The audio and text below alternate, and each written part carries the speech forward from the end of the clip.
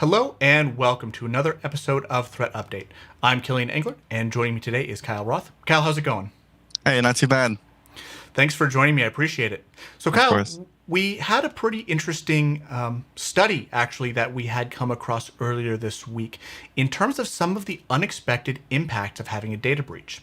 So, Kyle, I know you do a lot of investigations and you spend a lot of time talking to customers and kind of diving into the technical aspects. Sure. But in terms of business impact, what are some of the things that businesses face should they happen to have a breach, or where areas are affected from Yeah. revenue?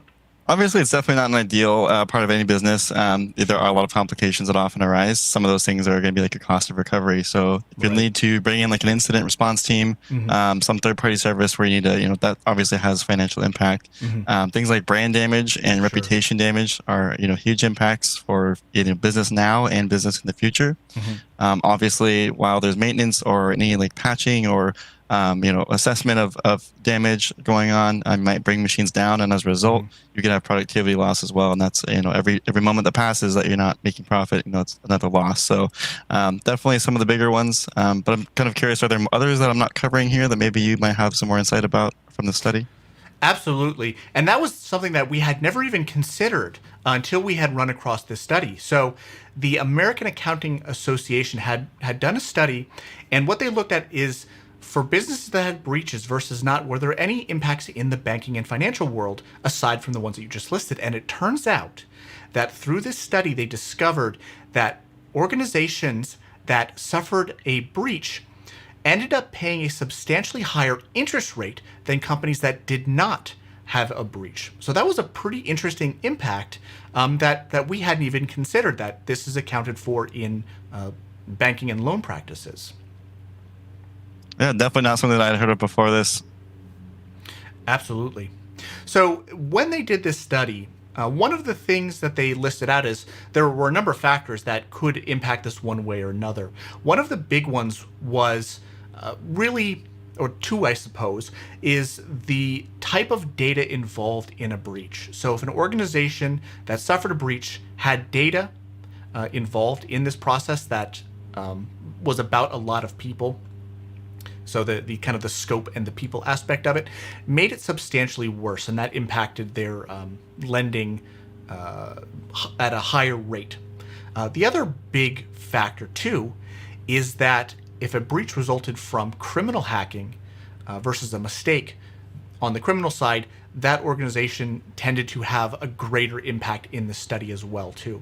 There was, So of there's course, out of curiosity, you're saying that there's a number of factors then that would yeah. play into perhaps making this, more impactful based on the kind of criteria you mentioned. That's definitely interesting. Yeah, absolutely. And as I was mentioning before, there was always, of course, some penalty for any type of breach, but Right, the hacking side was definitely more than the mistake side. But there was still an impact there too, right. overall. Okay, gotcha. And then are there any industries maybe that were targeted perhaps more closely than others, or as far as targeting, maybe more so? I mean, these impacts affected other industries more than others. Yeah, there definitely was, and I thought this was pretty interesting too, but not entirely shocking. So, healthcare and health industries tended to have a larger or outsized impact in this area. Same with like business services and computer service and electronics and transportation. Those were the most vulnerable, higher risk that had a greater impact if they had suffered a breach throughout this study. Okay. The other thing that's interesting too that I hadn't realized is that, shockingly, and this might be kind of shocking to you and maybe to our audience, but companies with a good reputation for IT quality actually fared Hmm. worse after a data breach, because the banks actually had to make a bigger adjustment to their assessment of the company's security. So that's, I thought, a pretty unexpected result that came out of this study. Right. Yeah. I wonder if it's just, you have this high standard, right? You set a Right. high bar, and for someone to come through and kind of completely discredit that and bring it down, I'm sure there's some pretty significant adjustment that has to happen in that case. Yeah, definitely. And it's something that I hadn't really thought about. So, Kyle, from your kind of perspective, it sounds like this is something that is definitely concerning to a number of different industries. And in the kind of scenario that we're in now, with the breaches coming faster and more targeted and more intense, and sometimes even driven by nation states or large criminal organizations, what are some steps that businesses can take to help kind of mitigate the damage that they might face, and maybe mitigate some of the impacts in terms of this study as well? Right, yeah. And even before mitigation, we can go into prevention, right? So taking measures ahead of time and really getting a solid security team in place. Maybe equipping some designated incident response personnel, whether that's in-house or if that's a retainer that you have that's just ready to go. Having those break glass in case of emergency type situations where Right. maybe you need to make sure you have am I going to have firewall access at this point? Am I going to have access to these file servers at this permission level? To help identify scope. All sorts of things like that, and obviously including your file, your data monitoring, and observing. Okay, am I keeping up to date on what was exposed where are my weaknesses right now as it stands today, and making sure that you've got all that covered and it's all inclusive and a security plan and subsequently a disaster recovery plan. Sure. Is increasingly important today. So. Yeah, that's a great point, because organizations that got hit a little bit harder.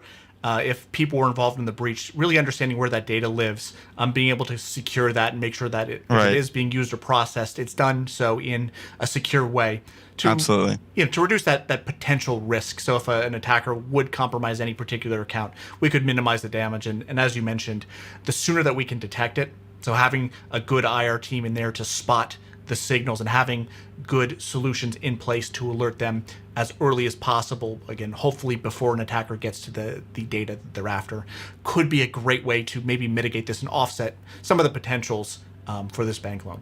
And Absolutely.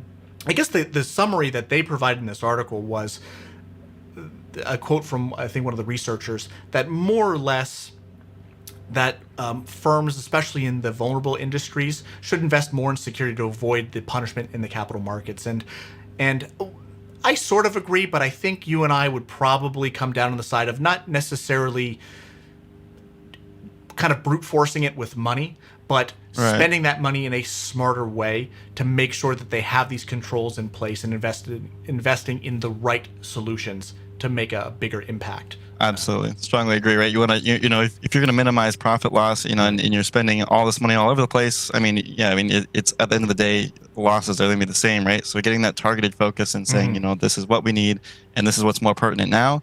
Definitely, I agree with that for sure. Absolutely.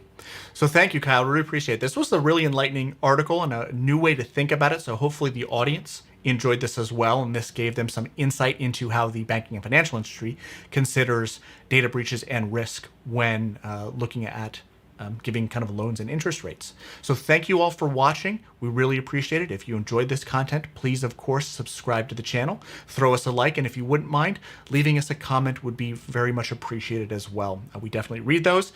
We respond to them as well. So thank you so much for watching. Kyle, thank you so much for being on. Thanks, Kilian. Thank you. We'll look forward to talking to everyone soon. Take care.